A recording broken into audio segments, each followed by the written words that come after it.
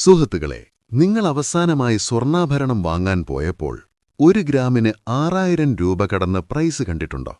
അതെ, 2024-25 കാലത്ത് സ്വർണ്ണവില ചരിത്രത്തിലെ ഏറ്റവും ഉയരത്തിലെത്തി. പക്ഷെ എന്തുകൊണ്ട്? എന്താണ് ഈ തിളങ്ങുന്ന ലോഹത്തെ ഇത്ര വിലപ്പെട്ടതാക്കുന്നത്?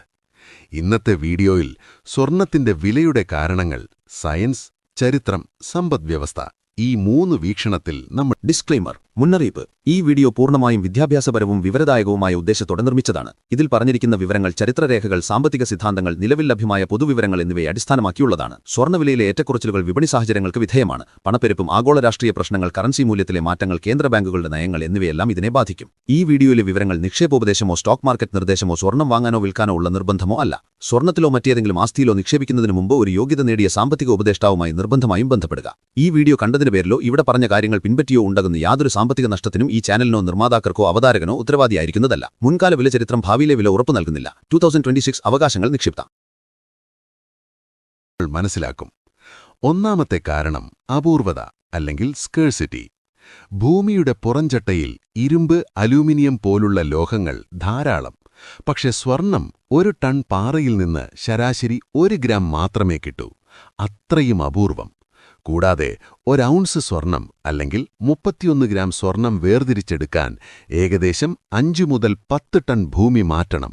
മെഷീനുകൾ, വൈദ്യുതി, തൊഴിലാളികൾ, കെമിക്കലുകൾ എല്ലാം ചേർക്കുമ്പോൾ ഉൽപ്പാദന ചെലവ് തന്നെ ഉയർന്നു നിൽക്കുന്നു. രണ്ടാമത്, ചരിത്രവും സംസ്കാരവും. മനുഷ്യൻ സ്വർണത്തെ ആരാധിച്ചു തുടങ്ങിയിട്ട് 5000 വർഷത്തിലേറെയായി. ഈജിപ്ഷ്യൻ ഫറവോമാർ മുതൽ ഇന്ത്യയിലെ ചേര, ചോള, പാണ്ഡ്യ രാജാക്കന്മാർ വരെ സ്വർണം അധികാരത്തിന്റെയും ദൈവികതയുടെയും പ്രതീകമായിരുന്നു. ഇന്ത്യയിൽ സ്വർണം വെറും ആഭരണമല്ല, അത് ലക്ഷ്മി ദേവിയുടെ പ്രതിനിധിയാണ്. വിവാഹം, ക്ഷേത്രദാനം, ഉത്സവങ്ങൾ എല്ലാം സ്വർണവുമായി ബന്ധപ്പെട്ടിരിക്കുന്നു. ഈ സാംസ്കാരിക ഡിമാൻഡാണ് വില കുറയാൻ സമ്മതിക്കാത്തത്. മൂന്നാമത്, സുരക്ഷിത നിക്ഷേപം, സേഫ് ഹേവൻ അസറ്റ്. പണപ്പെരുപ്പം വരുമ്പോൾ കറൻസിയുടെ മൂല്യം കുറയും, പക്ഷേ സ്വർണത്തിന്റെ മൂല്യം കുറയില്ല, അത് ഉയരും. 2008 ആഗോള സാമ്പത്തിക പ്രതിസന്ധി, കോവിഡ് കാലം, ഇപ്പോൾ യുദ്ധങ്ങൾ, റഷ്യ, യുക്രൈൻ, ഇസ്രയേൽ, ഹമാസ് എല്ലാം സ്വർണ്ണവില കുത്തനെ ഉയർത്തി. കാരണം ആളുകൾക്ക് ബാങ്കുകളിലും ഓഹരികളിലും വിശ്വാസം നഷ്ടപ്പെടുമ്പോൾ അവർ സ്വർണത്തെ ആശ്രയിക്കുന്നു. അതിനാലാണ് സ്വർണത്തെ ക്രൈസിസ് കറൻസി എന്ന് വിളിക്കുന്നത്. നാലാമത്, കേന്ദ്ര ബാങ്കുകളുടെ ആർത്തി. ലോകത്തെ എല്ലാ രാജ്യങ്ങളുടെയും സെൻട്രൽ ബാങ്കുകൾ കൂട്ടത്തോടെ സ്വർണം വാങ്ങുന്നു. 2022-23 ചൈന, റഷ്യ, തുർക്കി, ഇന്ത്യ തുടങ്ങിയ രാജ്യങ്ങൾ 1136 ടൺ സ്വർണം അധികമായി വാങ്ങി. ഇത് ചരിത്രത്തിലെ ഏറ്റവും ഉയർന്ന റെക്കോർഡാണ്. എന്തിന്? അമേരിക്കൻ ഡോളറിനോടുള്ള ആശ്രയം കുറയ്ക്കാൻ. സ്വർണം ഒരു രാജ്യത്തിന്റെ സാമ്പത്തിക കരുത്തിന്റെ തെളിവാണ്.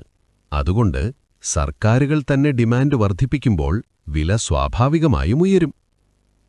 ഇന്ത്യക്കാരെന്ന നിലയിൽ നമ്മുടെ ഡിമാൻഡ് മറ്റേതൊരു രാജ്യത്തേക്കാളും കൂടുതലാണ്. ലോകത്ത് വാർഷികമായി ഖനനം ചെയ്യുന്ന സ്വർണത്തിന്റെ 25% ഇന്ത്യ മാത്രം ഉപയോഗിക്കുന്നു, പ്രധാനമായും ആഭരണങ്ങൾക്കായി. വിവാഹ സീസണിൽ മാത്രം നമ്മൾ 200-300 ടൺ സ്വർണം ഇറക്കുമതി ചെയ്യുന്നു. ഈ ഭീമമായ ഡിമാൻഡ് വില ഉയർത്തുക തന്നെ ചെയ്യും.